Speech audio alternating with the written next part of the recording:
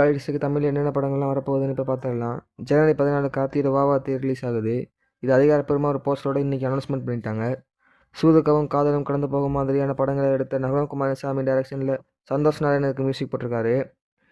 கார்த்திக், கிருத்தி ஷெட்டி, சத்யராஜ் இதை நடிச்சிருக்காங்க. ஒரு ஆக்ஷன் காமெடி படமாக இது ரெடியாக இருக்குது. ஜனவரி 15 நம்ம தளபதி விஜயோட தெரி ரிலீஸ் ஆக போகுது. இதையும் இன்னைக்கு தானு அதிகாரப்பூர்வமாக அனௌன்ஸ்மெண்ட் பண்ணிட்டாரு. ரிலீஸ் டேட்டோட ஒரு போஸ்டரும் இப்போ வந்திருக்கு. ஜனவரி 15 ஜீவாவோட தலைவர் தம்பி தலைமையில் ரிலீஸ் ஆகுது. ஃபஸ்ட்டு இந்த படத்தை ஜனவரி லாஸ்ட்டில் ரிலீஸ் பண்ணதாக பிளான் போட்டாங்க. ஆனால் இப்போ பொங்கலுக்கே கொண்டு வந்திருக்காங்க. ஜனவரி 15 திரௌபதி 2 ரிலீஸ் ஆகுது. இன்றைக்கி இந்த படத்தோட ட்ரெய்லரும் வந்தது. ட்ரெய்லர் கொஞ்சம் சுமாராக தான் இருக்குது.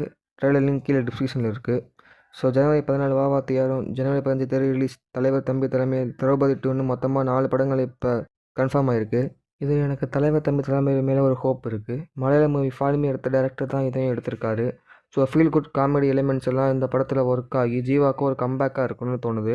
அதே மாதிரி சூதுக்கவும் காதலும் கலந்து போகணும்னு 2 சூப்பரான படங்களை கொடுத்த நகுலகுமாரசாமியோட நெக்ஸ்ட் மூவி தான் வாவாத்தியார். இந்த படத்துக்கு ஒரு நல்ல எக்ஸ்பெக்டேஷன் இருக்குது. இந்த பொங்கலுக்கு ஜனநாயகம் தான் தளபதி ஃபேன்ஸை எதிர்பார்த்தாங்க. பட் எதிர்பார்த்த சம்பவங்களால் அது நடக்கலை.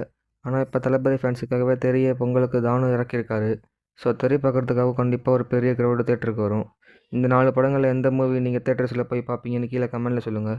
அடுத்தது ஐஸ்வர்யா ராஜேஷ் இப்போ லீடர் நடிக்கிற படம் தான் ஓசுகுமாரி. இந்த படத்தோட ஃபஸ்ட் லுக் இப்போ வந்திருக்கு.